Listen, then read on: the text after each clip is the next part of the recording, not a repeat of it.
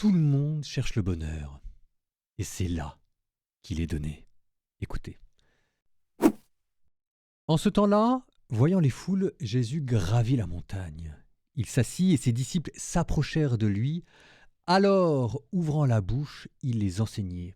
Il disait: Heureux les pauvres de cœur, car le royaume des cieux est à eux. Heureux ceux qui pleurent, car ils seront consolés. Heureux les doux, car ils recevront la terre en héritage. Heureux ceux qui ont faim et soif de la justice, car ils seront rassasiés. Heureux les miséricordieux, car ils obtiendront miséricorde. Heureux les cœurs purs, car ils verront Dieu. Heureux les artisans de paix, car ils seront appelés fils de Dieu.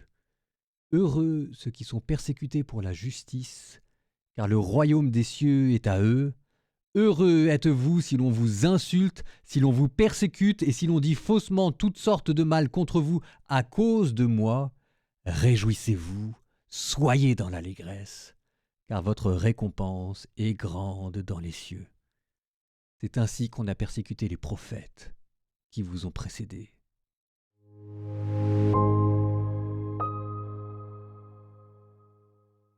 Commentaire de notre petit évangile. C'est tellement beau qu'on ne sait pas très bien commenter. Cachetan, un très grand théologien, disait que les béatitudes sont moins à commenter qu'à méditer, et peut-être encore moins à méditer qu'à pratiquer. Et là, c'est vrai qu'en fait, on pourrait commenter ça pendant 2 heures, mais vous sentez bien qu'on est sur un autre niveau. Ça répond à une question anthropologique fondamentale, et on en est tous là, et en fait, on n'a pas les réponses. C'est quoi une vie réussie? Ça veut dire quoi réussir sa vie? Ça veut dire quoi trouver le bonheur? Ça veut dire quoi être béni par Dieu? Ça veut dire quoi quel type d'homme peut entrer dans le royaume? Eh ben, vous avez les béatitudes, c'est la réponse. C'est quoi une vie réussie? Une vie réussie, c'est quelqu'un qui a le cœur pur. Une vie réussie, c'est quelqu'un qui a soif et faim de la justice. Une vie réussie, c'est quelqu'un qui se fait insulter pour des bonnes raisons, j'allais dire. En fait, c'est peut-être des mauvaises raisons, mais vous aurez compris. Et toutes ces béatitudes vous décrivent non pas seulement ce que vous devriez venir, ou alors c'est pas simplement des poteaux indicateurs sur votre rue pour vous dire courage mes petits gars, allez-y, même si jamais vous êtes dans la galère, il y a le bonheur qui est promis au fond. Ça vous décrit aussi ce que Jésus est.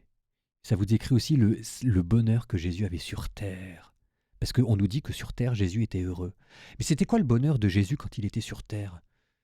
Il n'avait pas beaucoup d'argent, il n'avait pas beaucoup de famille. Alors on le voit toujours qui prend soin des uns et des autres, on le voit toujours tourner vers les autres. Mais lui, Jésus, c'était quoi son bonheur à lui? Où est-ce qu'il était heureux?